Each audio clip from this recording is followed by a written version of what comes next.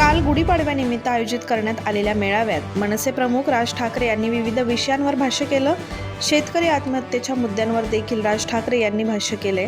तसेच राज्यावर असणाऱ्या कर्जाच्या संदर्भात बोलताना राज ठाकरेंनी मुख्यमंत्री देवेंद्र फडणवीस यांना टोला लगावलाय. पृथ्वीराज चव्हाण महाराष्ट्राचे मुख्यमंत्री असताना राज्यावर 2 लाख कोटींचं कर्ज होतं. आता ते कर्ज 11 लाख कोटींवर गेलं असल्याचं राज ठाकरेंनी म्हटलंय. राज्याचे मुख्यमंत्री देवेंद्र फडणवीस आणि माजी मुख्यमंत्री पृथ्वीराज चव्हाण यांच्या काळातील महाराष्ट्राची तुलना राज ठाकरे यांनी केली आहे. राज्यावर कर्ज किती आणि याआधी किती होतं याची मांडणी करताना आजी माजी मुख्यमंत्र्यांची राज ठाकरेंनी तुलना केली आहे. संदर्भ देताना राज्याचे मुख्यमंत्री देवेंद्र फडणवीस यांना त्यांनी टोला लगावलाय.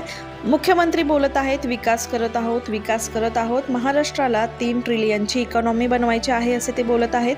पण महाराष्ट्रावर 11 लाख कोटींचं कर्ज असल्याचं राज ठाकरे यांनी म्हटलंय. पृथ्वीराज चव्हाण यांच्या काळात फक्त 2 लाख कोटींचं कर्ज महाराष्ट्रावर होतं असं राज ठाकरे यांनी म्हटलंय.